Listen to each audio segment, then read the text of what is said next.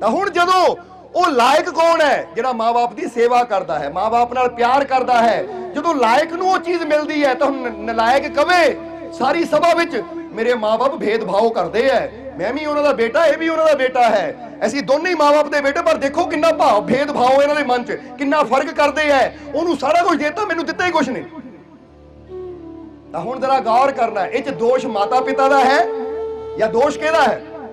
ਕਿਉਂਕਿ ਇੱਕ ਨੇ ਆਪਣੀ ਮਿਹਨਤ ਨਾਲ ਆਪਣੇ ਆਪ ਨੂੰ ਉਸ ਲਾਇਕ ਬਣਾਇਆ ਕਿ ਸਭ ਕੁਝ ਲੈ ਗਿਆ, ਔਰ ਦੂਜੇ ਨੇ ਆਪਣੀਆਂ ਗਲਤੀਆਂ ਨਾਲ ਆਪਣੇ ਆਪ ਨੂੰ ਨਲਾਇਕ ਬਣਾਇਆ ਕਿ ਖਾਲੀ ਰਹਿ ਗਿਆ। ਦੋਸ਼ ਕਿਹਦਾ ਹੈ?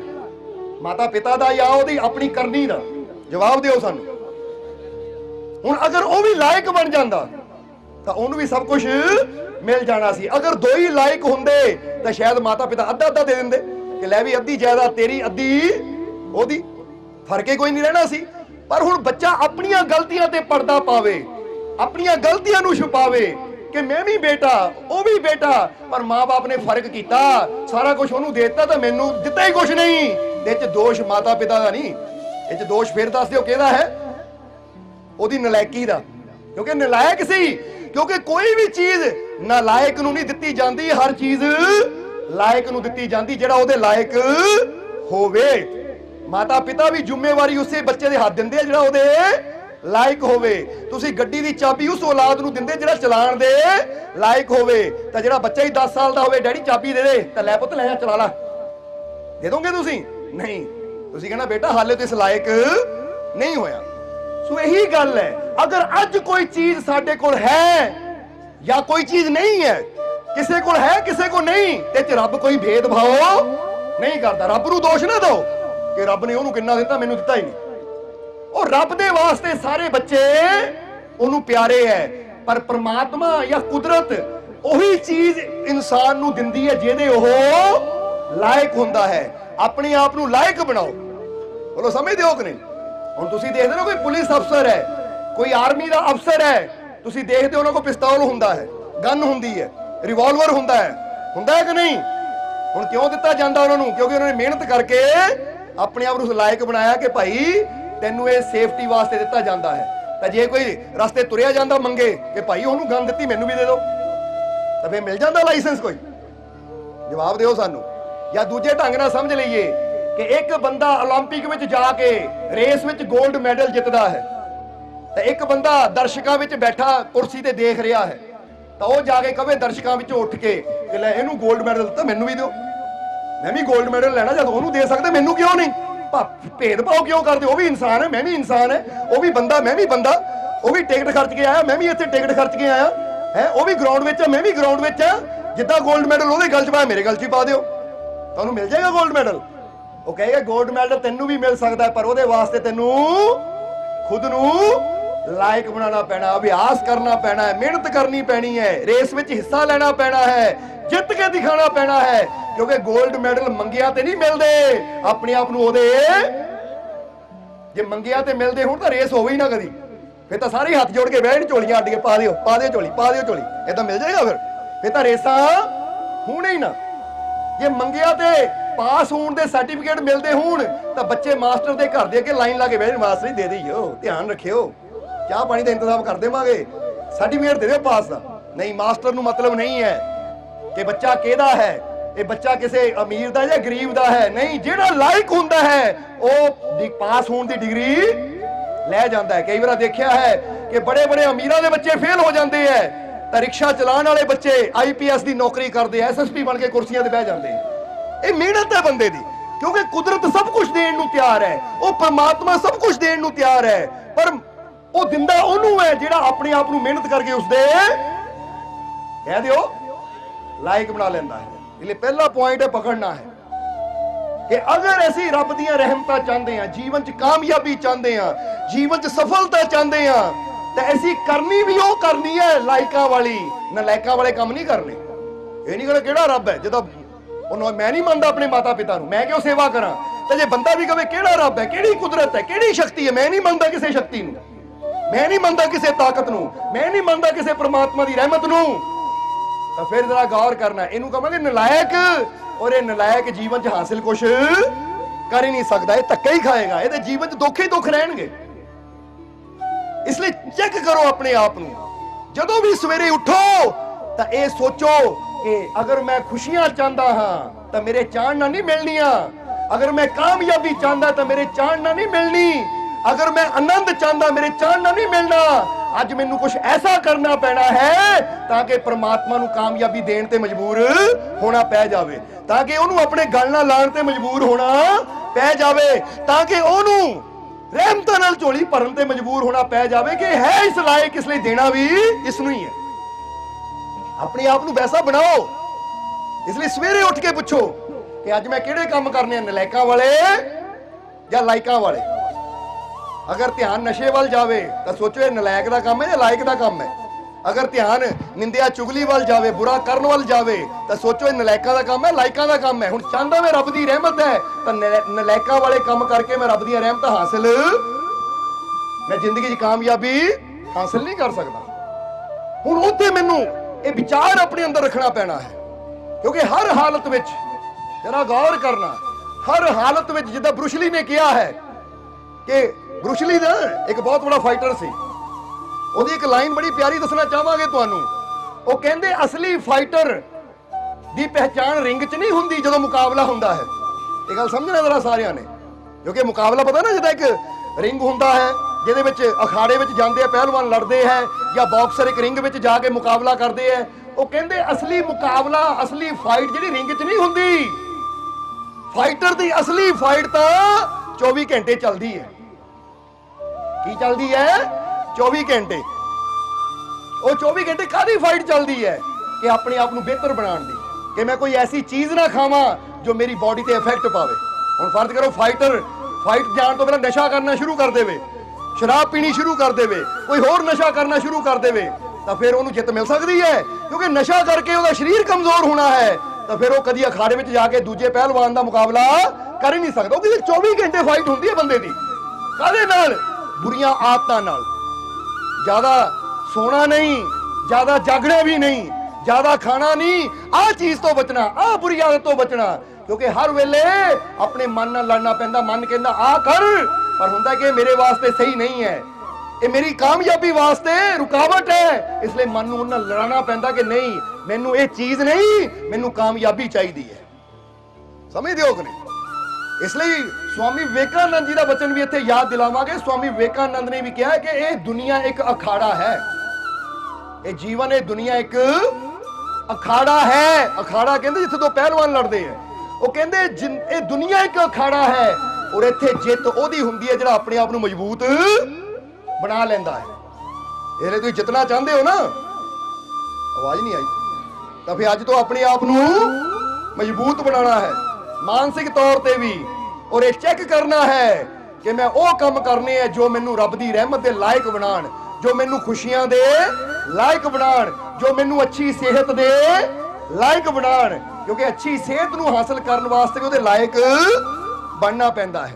ਮਾੜੀਆਂ ਬੁਰੀਆਂ ਚੀਜ਼ਾਂ ਖਾ ਕੇ, ਬੁਰੇ ਨਿਯਮ ਅਪਣਾ ਕੇ, ਬੁਰੇ ਕੰਮ ਕਰਕੇ ਅਸੀਂ ਅੱਛੀ ਸਿਹਤ ਨੂੰ ਜਾਂ ਕਾਮਯਾਬੀ ਨੂੰ ਕਦੀ ਹਾਸਲ ਕਰ ਹੀ ਨਹੀਂ ਸਕਦੇ। ਸਮਝ ਆ ਰਹੀ ਹੈ ਸਾਡੀ ਗੱਲ? ਇਸ ਲਈ ਅੱਜ ਤੋਂ ਫਿਰ ਕਹਾਂਗੇ ਕਿ ਪ੍ਰਮਾਤਮਾ ਨੂੰ ਦੋਸ਼ ਨਹੀਂ ਦੇਣਾ ਕਿ ਰੱਬ ਭੇਦਭਾਵ ਕਰਦਾ ਹੈ, ਕਿਉਂਕਿ ਪ੍ਰਮਾਤਮਾ ਕਿਸੇ ਨਾਲ ਭੇਦਭਾਵ ਨਹੀਂ ਕਰਦਾ, ਬਲਕਿ ਸੱਚਾਈ ਇਹ ਹੈ ਕਿ ਸਾਨੂੰ ਉਹੀ ਚੀਜ਼ ਮਿਲਦੀ ਹੈ ਜਿਹਦੇ ਅਸੀਂ ਲਾਇਕ ਹੁੰਦੇ ਹਾਂ। ਇਸ ਲਈ ਫਿਰ ਕਹਾਂਗੇ खुद को लायक बनाओ, फिर जो चाहे वो। आवाज नहीं आई? और तुसी की पाना है? तो बस कह दियो कि अज तो मैं अपने आप लायक, ये कह दियो जरा बोल के कहो, अज तो मैं अपने आप लायक, अपने आप लायक, अपने आप लायक हर खुशी नू, कामयाबी नू, अच्छी सेहत नू, अपनी मंजिल नू बस पाओगे। अगर लायक बनाओगे तो पाओगे भी जरूर है। बचन है साडा, वादा है तुहाडे नाल। क्योंकि मेहनत करो, मेहनत तो करो, और रब तो इनाम लैके पहले ही तुहाडे पहुंचण तो पहले खड़ा है, पर बंदा ही नहीं पहुंचता उत्थे तक। समझदे हो कि नहीं? जिद्दां कहंदे ना सहज अपने एक रबिया बसरी नाम की फकीर औरत सी, वो हसन फकीर एक दिन बैठा रो रहा है, रब्बा कदों अपनी रहमत का दरवाजा खोलेगा, कदों अपनी रहमत लैके मेरे को आएगा। जदों रो रहा सी तां रबिया गई, उन्हें सुनिया तां रबिया ने जाके ना ਉਹਦੇ ਸਿਰ ਤੇ ਇਦਾਂ ਮਾਰਿਆ ਜਿੱਦਾਂ ਪਿਆਰ ਨਾਲ ਮਾਰਦੇ ਆ। ਹਸਨ ਨੇ ਦੇਖਿਆ ਪਿੱਛੇ ਕੌਣ ਆ ਗਿਆ, ਉਹ ਕਹਿੰਦੇ ਮਾਰ ਕਿਉਂ ਰਹੀ ਆ? ਉਹ ਕਹਿੰਦੇ ਗਲਤੀ ਕਰਨੀ ਤਾਂ ਮਾਰ ਪੈਣੀ ਹੈ। ਰਵੀਆ ਨੇ ਕੀ ਕਿਹਾ, ਜਦੋਂ ਗਲਤ ਬੋਲਣਾ ਹੈ ਤਾਂ ਮਾਰ ਪੈਣੀ ਹੈ। ਉਹ ਕਹਿੰਦਾ ਮੈਂ ਕੀ ਗਲਤ ਬੋਲ ਰਿਹਾ ਸੀ? ਹਸਨ ਫਕੀਰ ਕਹਿੰਦਾ ਮੈਂ ਕੀ ਗਲਤ ਬੋਲ ਰਿਹਾ ਸੀ? ਮੈਂ ਤਾਂ ਕਹਿ ਰਿਹਾ ਸੀ ਰੱਬਾ ਆਪਣੀ ਰਹਿਮਤ ਲੈ ਕੇ ਕਦੋਂ ਆਏਗਾ, ਕਦੋਂ ਆਪਣੀ ਰਹਿਮਤ ਦਾ ਦਰਵਾਜ਼ਾ ਖੋਲੇਗਾ? ਮੈਂ ਤਾਂ ਰੱਬ ਦੀ ਰਹਿਮਤ ਮੰਗ ਰਿਹਾ ਸੀ, ਮੈਂ ਗਲਤ ਕੀ ਕਰ ਰਿਹਾ ਸੀ? ਉਹ ਕਹਿੰਦੇ ਫਿਰ ਤੈਨੂੰ ਕਿਹਾ ਹੈ ਮਾਰ ਤਾਂ ਹੀ ਪਈ, ਤੂੰ ਗਲਤ ਬੋਲ ਰਿਹਾ ਹੈ। ਉਹ ਕਹਿੰਦਾ ਮੈਂ ਬੋਲਿਆ ਕੀ, ਦੱਸ ਤਾਂ ਸਹੀ ਮੇਰੀ ਗਲਤੀ ਕੀ ਹੈ? ਉਹ ਕਹਿੰਦੇ ਆ ਕੀ ਕਹਿ ਰਿਹਾ ਰੱਬਾ, ਕਦੋਂ ਆਪਣੀ ਰਹਿਮਤ ਦਾ ਦਰਵਾਜ਼ਾ ਖੋਲੇਗਾ, ਕਦੋਂ ਰਹਿਮਤ ਲੈ ਕੇ ਆਏਗਾ? ਉਹ ਕਹਿੰਦੇ ਗਲਤ ਨਹੀਂ ਤਾਂ ਹੋਰ ਕੀ ਹੈ? ਉਹ ਮੈਨੂੰ ਦੱਸ ਰੱਬ ਦੀ ਰਹਿਮਤ ਦਾ ਦਰਵਾਜ਼ਾ ਕਦੀ ਬੰਦ ਵੀ ਹੋਇਆ ਹੈ? ਉਹਦੀ ਰਹਿਮਤ ਦਾ ਦਰਵਾਜ਼ਾ ਤਾਂ ਹਰ ਵੇਲੇ ਖੁੱਲਾ ਹੀ ਹੈ। ਉਹ ਗਲਤੀ ਇਹ ਹੈ ਕਿ ਤੂੰ ਹੀ ਹਾਲੇ ਦਰਵਾਜ਼ੇ ਤੱਕ ਨਹੀਂ ਪਹੁੰਚਿਆ।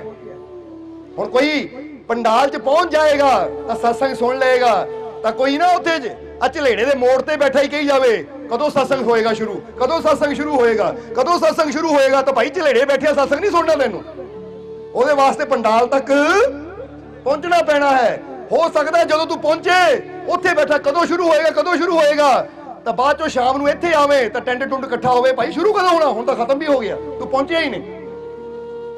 ਉਹ ਗੱਲ ਦੱਸਣਾ ਕੀ ਚਾਹੁੰਦੇ ਆ, ਰੱਬ ਦੀ ਰਹਿਮਤ ਤਾਂ ਆਪਣੀ ਜਗ੍ਹਾ ਆਪਣਾ ਕੰਮ ਕਰ ਰਹੀ ਹੈ, ਉਹ ਤਾਂ ਰਹਿਮਤ ਲੈ ਕੇ ਬੈਠਾ ਹੀ ਹੈ। ਪਹੁੰਚਣਾ ਸਾਨੂੰ ਉਹਦੇ ਤੱਕ ਪੈਣਾ। ਬੋਲੋ ਸਮਝਦੇ ਹੋ ਕਿ ਨਹੀਂ? ਹੁਣ ਆਪਣੇ ਆਪ ਨੂੰ ਸਲਾਇਕ ਬਣਾਓ, ਉਹ ਕਰਨੀ ਕਰੋ, ਉਹ ਕਰਮ ਕਰੋ, ਆਪਣੀ ਸੋਚ ਨੂੰ ਆਪਣੀ ਸਮਝ ਨੂੰ ਐਸਾ ਬਣਾਈਏ ਕਿ ਆਪਣੇ ਮਾਲਿਕ ਦੀ ਰਹਿਮਤ ਨੂੰ ਹਾਸਿਲ ਕਰਕੇ ਦਿਖਾਈਏ। ਅੱਜ ਤੋਂ ਬਣਾਣਾ ਕਿ ਨਹੀਂ? ਕਿਉਂਕਿ ਜੇ ਤਾਂ ਜੀਵਨ ਨਾ ਦੁੱਖਾਂ 'ਚ ਹੀ ਗੁਜ਼ਾਰਨਾ ਇਦਾਂ ਹੀ ਹਾਏ ਹਾਏ ਕਰਦਿਆਂ ਤਾਂ ਫਿਰ ਠੀਕ ਹੈ, ਜਿੱਦਾਂ ਜ਼ਿੰਦਗੀ ਚੱਲ ਰਹੀ ਠੀਕ ਹੈ। ਪਰ ਜੇ ਚਾਹੁੰਦੇ ਹੋ ਕਿ ਬਹੁਤ ਦੁਖੀ ਹੋ ਲਿਆ, ਬਹੁਤ ਰੋ ਲਿਆ, ਬਹੁਤ ਚਿੰਤਾ 'ਚ ਆਪਣੀ ਜ਼ਿੰਦਗੀ ਖਰਾਬ ਕਰ ਲਈ, ਹੁਣ ਚਿੰਤਾ ਕਰਨੀ ਬੰਦ, ਆਨੰਦ ਲੈਣਾ ਸ਼ੁਰੂ। ਹੁਣ ਰੋਣਾ ਬੰਦ, ਹੱਸਣਾ ਸ਼ੁਰੂ। ਹੁਣ ਨਾਕਾਮ ਹੋ ਕੇ ਬੈਠਣਾ, ਨਿਰਾਸ਼ ਹੋ ਕੇ ਬੈਠਣਾ ਬੰਦ। ਅੱਜ ਤੋਂ ਜੀਵਨ 'ਚ ਕਾਮਯਾਬੀ, ਸਫਲਤਾ ਸ਼ੁਰੂ। ਤਾਂ ਫਿਰ ਜ਼ਿੰਦਗੀ ਨੂੰ ਬਦਲਣਾ ਪੈਣਾ ਹੈ, ਫਿਰ ਆਪਣੀ ਸੋਚ ਨੂੰ ਬਦਲਣਾ ਪੈਣਾ ਹੈ। ਔਰ ਤਿਆਰ ਹੋ ਸੋਚ ਬਦਲਣ ਨੂੰ? जरा समझ लेना। तो इत्थे गल होर दस दईए कि जो ईश्वर से प्यार करता है, ईश्वर पे विश्वास करता है, वो कभी निराश नहीं होता। समझ दो कि नहीं? स्वामी विवेकानंद एक बार जा रहे सी, स्वामी विवेकानंद जी जा रहे सी, देखिया कि एक आदमी बैठा है निराश या उदास या होके। तो स्वामी विवेकानंद जी ने पूछया की गल निराश क्यों, उदास क्यों है?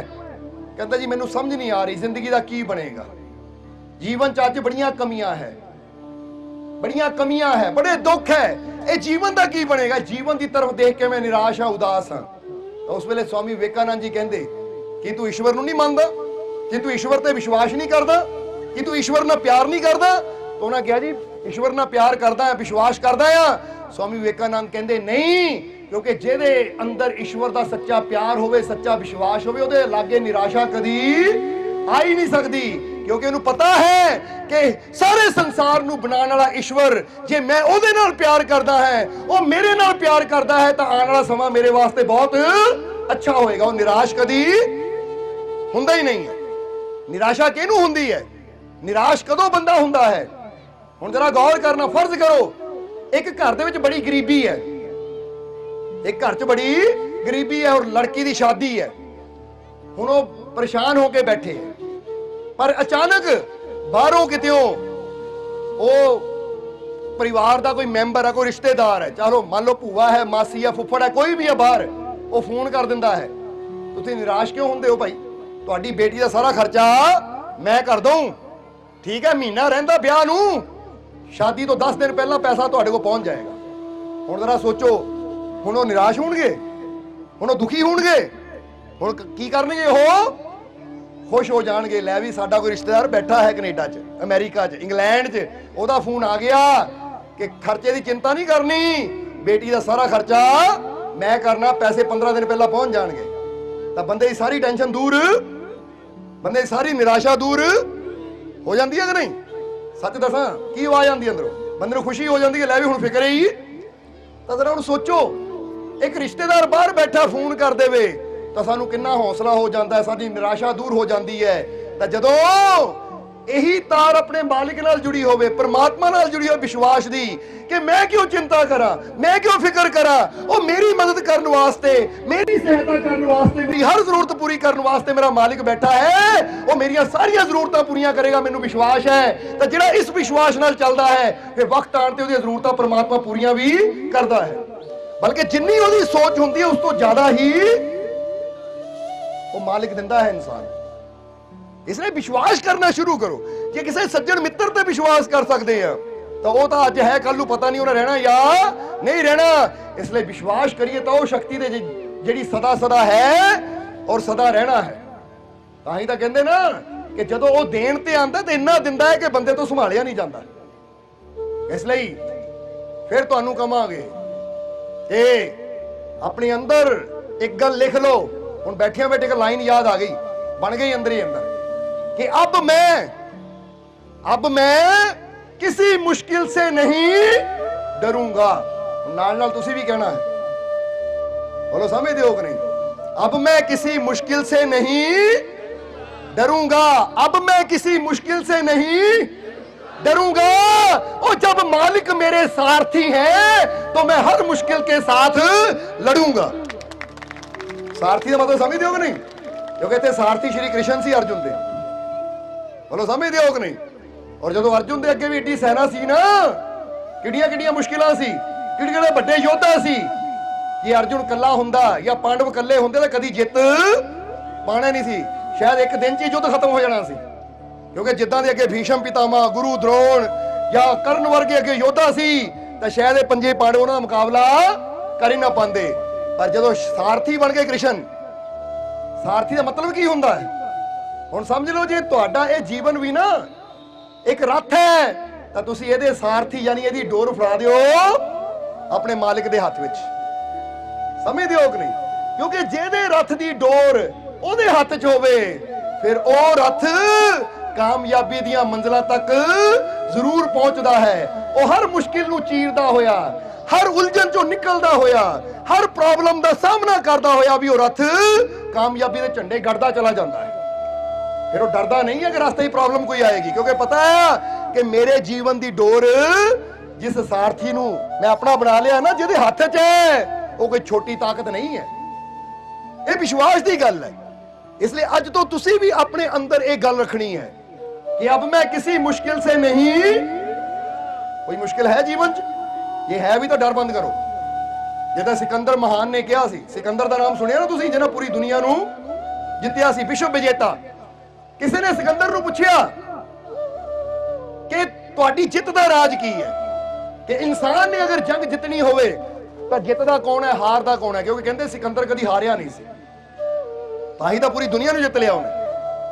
हुण कहा जांदा है सिकंदर ने दो लाइनां कहियां बड़ियां प्यारियां कि जो योद्धा हार के डर के साथ मैदान में जाता है उसकी हार निश्चिंत है।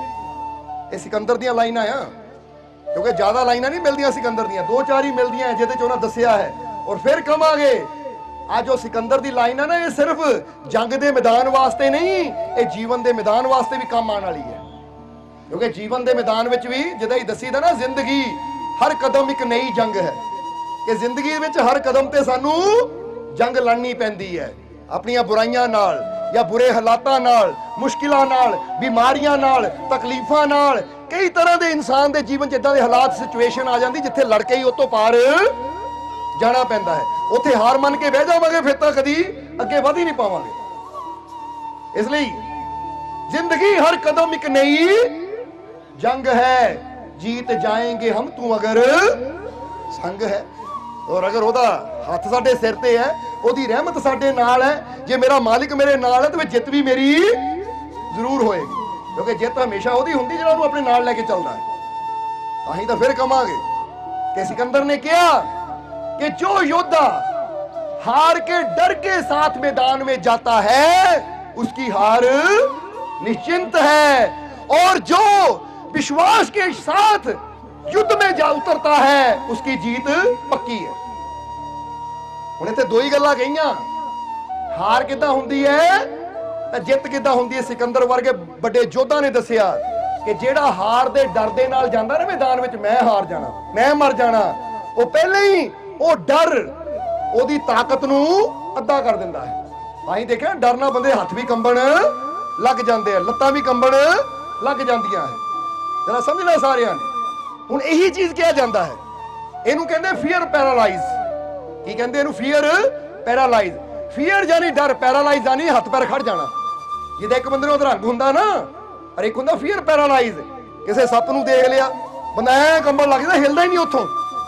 ਉਹ ਹਿਲ ਸਕਦਾ, ਦੌੜ ਸਕਦਾ ਹੈ ਕਿਸੇ ਬੁਰੀ ਚੀਜ਼ ਨੂੰ ਦੇਖ, ਪਰ ਉੱਥੇ ਹੀ ਏਦਾਂ ਜੜ ਹੋ ਜਾਂਦਾ ਹੈ ਕਿ ਉਹ ਹਿਲਦਾ ਹੀ ਨਹੀਂ ਹੈ।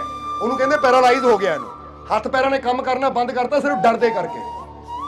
ਹੁਣ ਅਗਰ ਡਰ ਦਿਲ 'ਚ ਰੱਖਾਂਗੇ ਫਿਰ ਇੱਥੇ ਕਵਾਂਗੇ। ਇਹ ਗੱਲ ਨੂੰ ਚੰਗੀ ਤਰ੍ਹਾਂ ਸਮਝ ਲੈਣਾ, ਕਿਉਂਕਿ ਜ਼ਿੰਦਗੀ ਨੂੰ ਬਦਲਣਾ ਹੈ। ਤਾਂ ਸਾਡੇ ਜੀਵਨ 'ਚ ਹਾਲਾਤ ਜਿੱਦਾਂ ਦੇ ਮਰਜ਼ੀ ਹੋਣ, ਕੋਈ ਬਿਮਾਰੀ ਹੋਵੇ, ਕੋਈ ਉਲਝਣ ਹੋਵੇ, ਕੋਈ ਮੁਸ਼ਕਿਲ ਹੋਵੇ, ਅਗਰ ਉਹ ਹਾਲਾਤਾਂ ਨੂੰ ਦੇਖ ਕੇ ਡਰ ਜਾਈਏ। ਕਈ ਬੱਚੇ ਆਉਂਦੇ ਆ, ਮੰਨ ਲਓ ਪੇਪਰ ਹੈ, ਡਰ ਬੜਾ ਲੱਗਦਾ ਹੈ, ਉਹ ਡਰ ਦੇ ਨਾਲ ਹੀ ਉਹ ਫੇਲ ਹੋਣਾ ਨਿਸ਼ਚਿੰਤ ਹੋ ਜਾਂਦਾ ਹੈ। ਉਹ ਡਰ ਦੇ ਨਾਲ ਹੀ ਹਾਰ ਪੱਕੀ ਹੋ ਜਾਂਦੀ ਹੈ ਕਿ ਡਰ ਨਹੀਂ ਤੈਨੂੰ ਹਰਾਣਾ ਹੈ। ਤਾਂ ਹੀ ਕਹਿੰਦੇ ਹੈ ਕਿ ਜੋ ਡਰ ਗਿਆ ਉਹ ਮਰ ਗਿਆ। ਤਾਂ ਜੇ ਆਪਾਂ ਉਦਾਂ ਕਹੀਏ ਤਾਂ ਜੋ ਡਰ ਗਿਆ ਉਹ ਹਾਰ ਵੀ ਗਿਆ। ਡਰ ਮਾਰਦਾ ਵੀ ਹੈ ਤਾਂ ਡਰ ਹਰਾਂਦਾ ਵੀ ਹੈ। ਤਾਂ ਦੂਜੇ ਪਾਸੇ ਆ ਵਿਸ਼ਵਾਸ, ਦੂਜੇ ਪਾਸੇ ਆ ਸਾਡਾ ਯਕੀਨ, ਸਾਡੀ ਹਿੰਮਤ, ਸਾਡਾ ਹੌਸਲਾ। ਔਰ ਇਹੀ ਗੱਲ ਸਿਕੰਦਰ ਨੇ ਕਹੀ ਹੈ ਕਿ ਜਿਹੜਾ ਯੋਧਾ ਦਿਲ 'ਚ ਡਰ ਲੈ ਕੇ ਮੈਦਾਨ 'ਚ ਜਾਂਦਾ ਉਹਦੀ ਹਾਰ ਨਿਸ਼ਚਿੰਤ ਹੈ, ਕਹਿੰਦੇ ਪੱਕੀ ਹੈ, ਉਹਨੇ ਹਾਰਨਾ ਹੀ ਹੈ। ਔਰ ਇੱਥੇ ਯੋਧਾ ਦੀ ਗੱਲ ਕੀਤੀ, ਸੈਨਾ ਦੀ ਗੱਲ ਨਹੀਂ ਕੀਤੀ। ਹੋ ਸਕਦਾ ਉਹਦੀ ਸੈਨਾ ਜਿੱਤ ਜਾਵੇ, ਪਰ ਉਹਦੀ ਮੌਤ ਪੱਕੀ ਹੈ ਜਿਹੜਾ ਡਰ ਲੈ ਕੇ ਦਿਲ 'ਚ ਜਾਏਗਾ। ਔਰ ਜਿਹੜਾ ਵਿਸ਼ਵਾਸ ਲੈ ਕੇ ਜਾਏਗਾ ਕਿ ਮੈਂ ਜਿੱਤ ਸਕਦਾ ਆ, ਮੈਨੂੰ ਕਾਮਯਾਬੀ ਜ਼ਰੂਰ ਮਿਲੇਗੀ, ਮੈਂ ਹਰ ਮੁਸ਼ਕਿਲ ਨੂੰ ਹਰਾ ਸਕਦਾ ਆ, ਕਹਿੰਦੇ ਫਿਰ ਉਹਦੀ ਜਿੱਤ ਪੱਕੀ ਹੁੰਦੀ ਹੈ। ਹੁਣ ਤੁਸੀਂ ਦੇਖ ਲਓ, ਮੁਸ਼ਕਿਲਾਂ ਤੋਂ ਹਾਰਨਾ ਜਾਂ ਮੁਸ਼ਕਿਲਾਂ ਨੂੰ ਜਿੱਤਣਾ ਹੈ। ਤੁਸੀਂ ਆਪਣੇ ਜੀਵਨ ਚਾਹਣ ਵਾਲੀ ਪ੍ਰੋਬਲਮ ਤੋਂ ਹਾਰਨਾ ਹੈ ਜਾਂ ਆਪਣੇ ਜੀਵਨ ਚਾਹਣ ਵਾਲੀ ਪ੍ਰੋਬਲਮ ਨੂੰ ਜਿੱਤਣਾ ਹੈ। ਤਾਂ ਫਿਰ ਅੱਜ ਤੋਂ ਜਿੱਤਣਾ ਚਾਹੁੰਦੇ ਹੋ ਕਿ ਨਹੀਂ? ਤਾਂ ਅੱਜ ਤੋਂ ਫਿਰ ਇੱਕ ਬਚਨ ਕਰੋ ਸਾਡੇ ਨਾਲ, ਅੱਜ ਤੋਂ ਡਰਨਾ ਬੰਦ। ਹਾਏ ਬਿਮਾਰੀ ਆ ਗਈ, ਮੇਰਾ ਕੀ ਬਣੇਗਾ? ਹਾਏ ਇਹ ਪ੍ਰੋਬਲਮ ਆ ਗਈ, ਮੇਰਾ ਕੀ ਬਣੇਗਾ? ਇਹ ਡਰ ਬੰਦ ਕਰੀਏ, ਕਿਉਂਕਿ ਡਰ ਗਏ ਤਾਂ ਛੋਟੀ ਜਿਹੀ ਬਿਮਾਰੀ ਨੇ ਵੀ ਸਾਡੀ ਜਾਨ ਲੈ ਲੈਣੀ ਹੈ।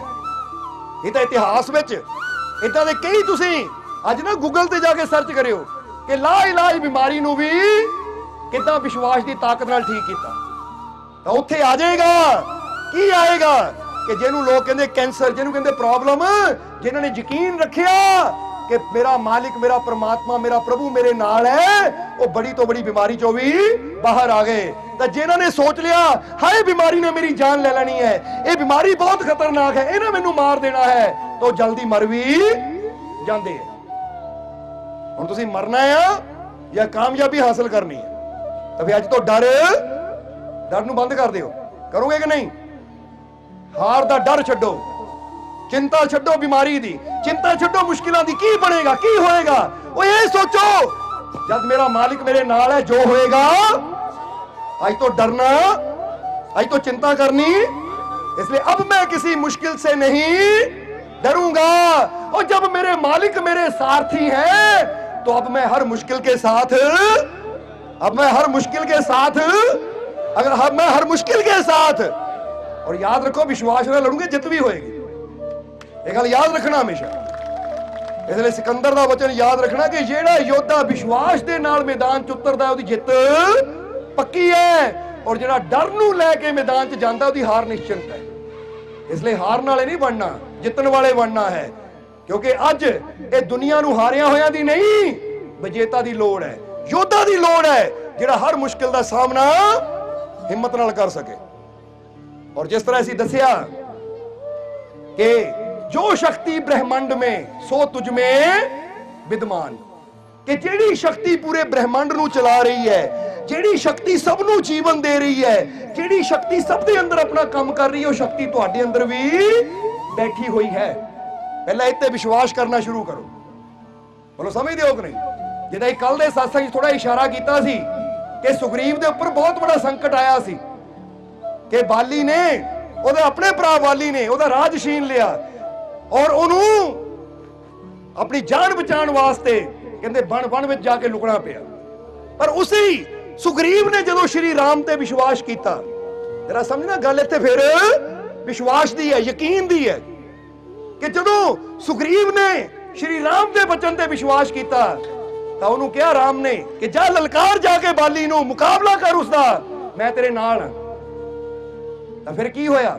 सारे ने सुनी कि नहीं रामायण की कथा कि जदों कहते पहली बार सुग्रीव गया सी तो राम पहचान ही नहीं पाए सी कि बाली कौन है, सुग्रीव कौन है। पर दूजी बार राम ने सुग्रीव के गले च की पाया? हार। अज ये पॉइंट एक बार फिर दसना चाहांगे असीं कि हार का मतलब की हुंदा है। हार का मतलब की है? फुल्लां दे हार की गल नहीं हो रही सी। कहंदे है कि जदों श्री राम ने कहा सुग्रीव तू डरना, बाली जिन्ना मर्जी बलशाली है, तेरी मदद करन नूं मैं तेरे नाल है, जित तेरी होएगी। क्योंकि भी सारे नूं पता कि बाली नूं वरदान सी कि जेड़ा भी ओहदे अगे जांदा सी ओहदे अद्धी ताकत अद्धा बल ओहदे अंदर आ जांदा सी। यानी बाली की ताकत बढ़ जाती सी तो शत्रु की ताकत घट जाती सी। पर फिर भी सुग्रीव ने श्री राम के वचन ते विश्वास किया और राम ने ओहदे गल च पाया हार। और हार का मतलब की कि जदों श्री राम ने बाली के गल च हार पाया तो हार का मतलब हुंदा है कि हुण मैं हार गया, यानी तुहानू अपना आप समर्पित कर दिता, समर्पण करना। इसलिए 9 प्रकार की भक्ति विचों समर्पण भक्ति भी आती है। हुण इत्थे क्यों दस रहे हैं कि जेड़ी शक्ति पूरे ब्रह्मांड अंदर है ना, सो तुझ में विद्यमान, कि वो शक्ति तेरे अंदर भी है। पर वो शक्ति नू अगर हासिल करना है तो 2 नुक्ते 2 पॉइंट सानू याद रखने पैणगे। समझ लेना जरा सारे ने। वो 2 पॉइंट केड़े है? जानने नू तैयार हो कि जो शक्ति ब्रह्मांड में सो तुझ में विद्यमान, सतसंगत में बैठकर ले सतगुर से ज्ञान। कहंदे वो शक्ति जिहड़ी तेरे अंदर बैठी हुई है उन्होंने किद्दां तू हासिल कर सकदा है? ये जानन वास्ते सतसंग विच बह के वो ज्ञान लै कि किद्दां अपनी अंदरली शक्ति नूं प्रगट कर सकदा है, किद्दां मैं ओहदा लाभ लै सकदा। हुण अगर वो शक्ति का लाभ लेना है तो फिर 2 चीज़ां सानू समझनियां पैणगियां। पहला नुकता यही है जो बाली ने की अपने सुग्रीव ने किया कि जो राम ने उहदे गल च हार पाया कि लै भी ये हार तेरे गल च पाया। हार का मतलब हुण मैं तेनू चुन लिया, तू मेरा आ तो मैं तेरा आ। पर उत्थे सुग्रीव नू भी समर्पण करना पिया, उन्हें राम के कदमां ते सिर रख दिता। क्योंकि हार फुल्लां दा हार नहीं, हार मतलब मैं हार गया, अपना आप हार गया, मेरा हंकार गया, मेरी मैं गई और मैं अपने आप नू तुहाडे समर्पित कर दिता। क्योंकि हार जरा गौर करना, एक हार वो हुंदा है बंदा कहता फुल्लां दा हार, एक हार हुंदा मैं अपने आप नू हार गया, तुहाडे ते समर्पित कर दिता तुहानू। इसलिए समर्पण भक्ति नू बहुत बड़ी भक्ति किया गया है कि जदों अपने आप नू समर्पित कर दिंदे अपने प्रभु नू तो फिर साडा प्रभु हर कदम ते साडी संभाल भी करता है, साडी रक्षा भी करता है।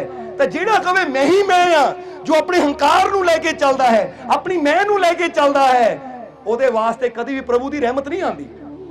क्योंकि राम की पेड़ के पिछों उदों ही मदद करने वास्ते आते हैं जदों देखते कि भगत ने अपने आप को मेरे समर्पित किया होया है।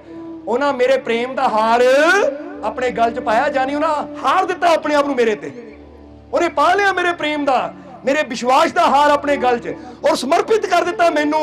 तो फिर ही वो राम पेड़ के पिछे लोके तीर भेजते हैं जेड़े अपने प्यारे की मदद करने वास्ते आते और दुश्मनों का अंत कर देंगे। इसी तरह याद रखो कि पहला नुकता अपने अंदर बैठी हो शक्ति नू प्राप्त करन दा, जगान दा, कि असीं अपने आप नू उहदे समर्पित करिए। जिहदा इशारा कीता सी ना कि जित जित के तू उम्र गुजारी, ओ हुण तू हार फकीरा, ओ जिते दा मुल एक कसीरा, हारे दा मुल हीरा। कि जेड़ा अपने आप नू हार दिंदा है अपने रब दे अगे, अपना सिर उहदे कदमां च रख दिंदा है कि सब कुछ तेरा, फिर जेड़ा उहदे कदमां च सिर रख दिंदा है।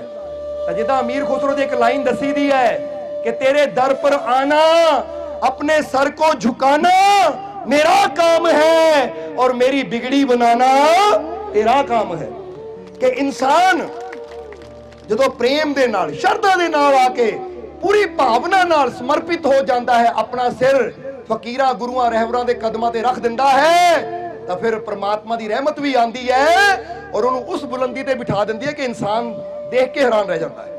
ਕਿ ਮੈਂ ਤਾਂ ਜਿੰਨਾ ਸੋਚਿਆ ਸੀ ਮੇਰੇ ਮਾਲਿਕ ਨੇ ਉਸ ਤੋਂ ਜ਼ਿਆਦਾ ਹੀ ਮੈਨੂੰ ਦਿੱਤਾ।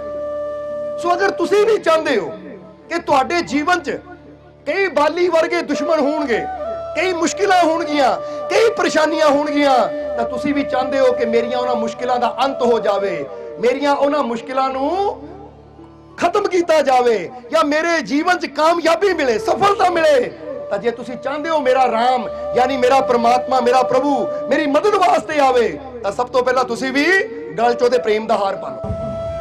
ਸਮਝਦੇ ਹੋ ਕਿ ਨਹੀਂ? ਗਲ 'ਚ ਉਹਦੇ ਵਿਸ਼ਵਾਸ ਦਾ ਹਾਰ ਪਾਣਾ। ਉਹ ਕਿੱਦਾਂ ਪਾਣਾ ਹੈ? ਕਿਸੇ ਦੁਕਾਨ ਤੋਂ ਖਰੀਦ ਕੇ ਨਹੀਂ। ਇੱਥੇ ਕਹੋ ਕਿ ਮੈਨੂੰ ਆਪਣੇ ਮਾਲਿਕ ਨਾਲ ਬਹੁਤ ਔਰ ਮੈਨੂੰ ਪੂਰਾ ਵਿਸ਼ਵਾਸ ਹੈ, ਉਹ ਮੇਰੀ ਮਦਦ ਵਾਸਤੇ ਜ਼ਰੂਰ ਆਏਗਾ, ਉਹ ਮੇਰੀ ਮਦਦ ਜ਼ਰੂਰ ਕਰੇਗਾ, ਉਹ ਮੈਨੂੰ ਹਰ ਮੁਸ਼ਕਿਲ ਤੋਂ ਬਚਾਏਗਾ, ਉਹ ਮੈਨੂੰ ਹਰ ਜਗ੍ਹਾ ਕਾਮਯਾਬੀ ਦੇਗਾ, ਮੈਨੂੰ ਵਿਸ਼ਵਾਸ ਹੈ। ਕਿਉਂਕਿ ਸੁਗਰੀਵ ਨੇ ਵਿਸ਼ਵਾਸ ਕੀਤਾ ਹੀ ਤਾਂ ਹੀ ਗਿਆ ਸੀ ਲੜਨ। ਤਾਂ ਜੇ ਵਿਸ਼ਵਾਸ ਨਾ ਹੁੰਦਾ ਤਾਂ ਸ਼ਾਇਦ ਉਹ ਜਾਂਦਾ ਹੀ ਨਾ।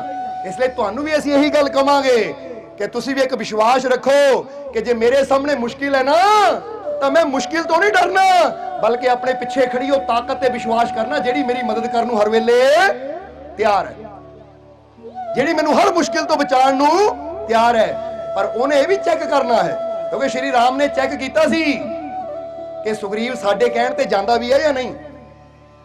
ਤਾਂ ਜੇ ਸੁਗਰੀਵ ਜਾਂਦਾ ਹੀ ਨਾ, ਕਹਿਣਾ ਮੰਨਦਾ ਹੀ ਨਾ, ਡਰ ਕੇ ਘਰ ਹੀ ਬੈਠਾ ਰਹਿੰਦਾ, ਤਾਂ ਫਿਰ ਕਦੀ ਵੀ ਉਹਨੂੰ ਕਾਮਯਾਬੀ ਨਹੀਂ ਮਿਲਣੀ ਸੀ, ਕਦੀ ਵੀ ਉਹਨੂੰ ਜਿੱਤ ਨਹੀਂ ਮਿਲਣੀ ਸੀ। ਇਸੇ ਤਰ੍ਹਾਂ ਤੁਸੀਂ ਵੀ ਮੁਸ਼ਕਿਲਾਂ ਤੋਂ ਡਰ ਕੇ ਘਰ ਨਾ ਬੈਠੋ, ਪਰੇਸ਼ਾਨੀਆਂ ਤੋਂ ਡਰ ਕੇ ਬੈਠੋ ਨਾ, ਬਲਕਿ ਉਠੋ, ਵਿਸ਼ਵਾਸ ਨਾਲ ਕਦਮ ਵਧਾਓ ਕਿ ਮੁਸ਼ਕਿਲ ਜਿੱਡੀ ਮਰਜ਼ੀ ਬੜੀ ਹੋਵੇ, ਮੈਨੂੰ ਪੂਰਾ ਵਿਸ਼ਵਾਸ ਹੈ ਮੈਨੂੰ ਜਿਤਾਉਣ ਵਾਲਾ ਮੇਰਾ ਰਾਮ, ਮੇਰਾ ਮਾਲਿਕ ਮੇਰੇ ਨਾਲ ਹੈ।